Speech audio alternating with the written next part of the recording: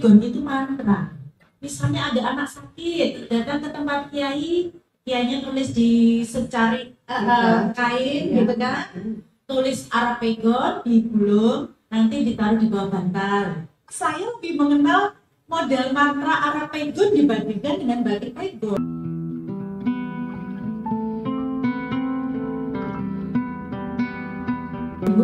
Kita menuju ke Bu Iva dulu. Bu, kalau tadi Bu In bilang ini ada bahasa isyarat. Bahasa isyarat. Kita ingin tahu dulu ya, apakah benar pegon itu bahasa isyarat atau bagaimana itu? Oke, terima kasih Mbak. Sebelumnya saya mohon izin menyampaikan sedikit gitu ya. Boleh. Mepet. Ngomong-ngomong tentang rumah inklusi, kebetulan karena beberapa waktu lalu saya dipercaya menjadi kepala humas Badan Protokol UGM, ya, masuk salah satu dari sekian banyak anggota tim itu yang mengusung unit layanan disabilitas di UGM. Artinya sebenarnya tidak hanya Bapak Ibu yang di Kebumen dan lain sebagainya yang teman-teman disabilitas itu mendapatkan diskriminatif, ya, tetapi ternyata mahasiswa pun begitu Pak, ya, tanpa tidak disengaja atau tidak disadari. Misalnya contoh, peraturan di pemerintah itu melarang menuliskan mahasiswa teknik arsitektur tidak boleh buta warna, itu nggak boleh dituliskan. Sehingga kemudian di pengumumannya kita nggak tuliskan itu. Tetapi kenyataannya pada waktu mereka masuk, mereka tidak bisa mengikutinya dan akhirnya harus pindah. Nah, hal semacam ini juga mungkin suatu saat kita bisa diskusi di lain kesempatan ya berkaitan dengan disabilitas. Nah, kembali masalah pegon. Waktu saya ketemu dengan Mas Novel cerita masalah batik pegon ini saya tertarik. Ya. Karena sepengetahuan saya batik pegon, belum batik, pegon itu mantra yang saya pahami. Jadi sebenarnya dari zaman dulu Mas, pegon itu adalah huruf Arab, tetapi yang dibacanya Jawa atau Sunda. Jadi kayak akulturasi. Jadi akulturasi masyarakat masuknya Islam dan budaya tanah air pada waktu itu ya, budaya lokal kan berakulturasi itu kan banyak ya budaya berakulturasi. Salah satunya akulturasinya itu di tulisan pegon. Dan tulisan pegon itu memang tadi ya tulisan Arab yang dibacanya Jawa atau Sunda itu memang banyak muncul di kitab-kitab kuno.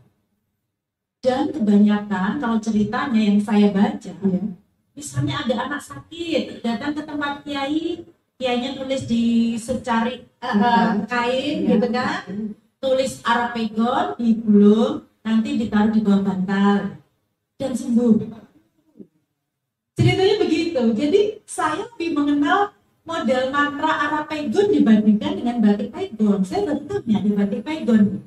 Lalu kemudian saya coba kaitkan nih ceritanya mantra pegon dengan batik pegon. Iya. Sebenarnya begini, kalau dari sisi filsafat ya kita kaitkan mantra, jampi-jampi, pengobatan tradisional itu kan kalau dari filsafat Nusantara kan erat ya. Dan sebenarnya itu nilai teologisnya tinggi, artinya bukan musyrik. Kalau kemudian kita kaji secara mendalam, secara filosofi gitu ya. Apa yang membuat itu? Yang membuat itu sebenarnya adalah kepercayaan. Pada waktu anak saya sakit, saya datang ke tempatnya Pak Kiai itu dengan kepercayaan penuh dan pasrah. Dan biasanya Pak Kiainya itu ini nanti ditaruh di bawah bantal, tapi ya nggak begitu aja. Baca ini, bacanya ini kan yang mendorong kita untuk berdoa sebenarnya. Lalu yang membuat sembuh apa? Sugesti. Ya. Sebenarnya kalau dari sisi psikologis kan mindset itu juga mempengaruhi. Makanya kalau kita ngantor itu kadang-kadang diminta pagi-pagi itu langsung memberikan afirmasi positif, sukses, bahagia, supaya mengaruhi kan kurang lebih begitu ya. Betul.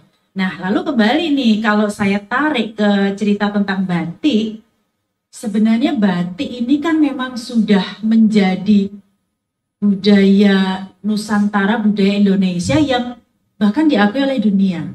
Yeah. Dengan motif-motif yang bisa dipahami dan dicermati. Masing-masing motif ada nilai filosofinya. Yeah. Teruntung misalnya itu menggambarkan orang jatuh cinta, itu ya teruntung. Batik-batik yang berhubungan dengan parang apa, itu adalah kejayaan, wibawa. Maka biasanya rakyat jelata nggak boleh pakai parang. Harusnya kan begitu. Tapi kalau sekarang nilai itu mungkin sudah aduh siapapun bisa pakai parang, siapapun bisa pakai ini gitu ya. Tapi kalau kemudian kita tarik nilai itu, sebenarnya kan begitu. Lalu batik itu nilai spiritualnya tinggi loh, karena batik itu kan sebenarnya berasal dari kata ambabar titik. Jadi benar-benar orang yang bisa batik itu mesti sabar. Oh tentu, tekun. Karena saya nggak mungkin bisa batik. Karena saya begitu nulis dua udah aduh gitu kan. Batik itu nggak ada stipnya ya. Iya kan Mas, kalau orang gambar salah di stip. Batik nggak bisa salah. Jadi benar-benar orang batik itu konsentrasi tinggi, penuh dengan konsentrasi, penuh dengan keikhlasan, fokus. Ada nilai spiritual yang dilakukan oleh pembatik itu. Sehingga kemudian dalam setiap motif itu muncul makna-makna tersendiri.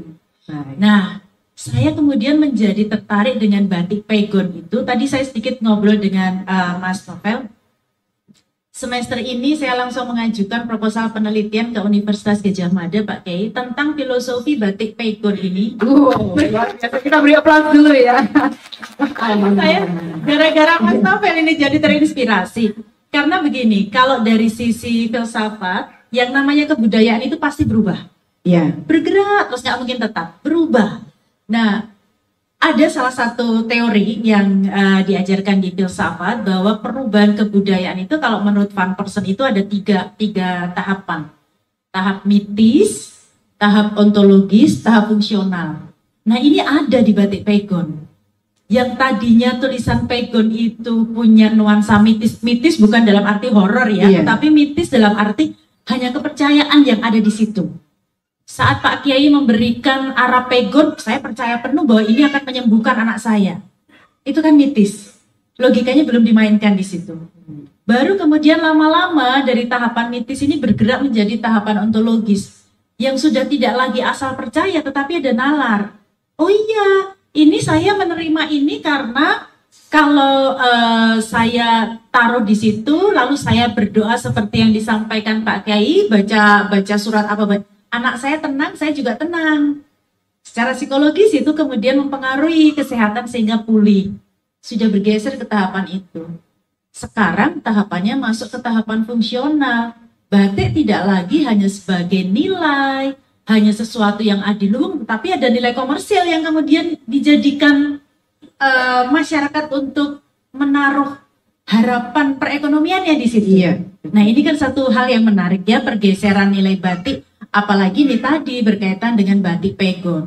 Nilai filosofinya tadi saya lihat videonya, nilai tawadu itu tadi dari motif itu luar biasa itu kalau kita gali. Nah mungkin setelah penelitian saya selesai, kita bisa diskusi lagi ya Mas. Baik, baik.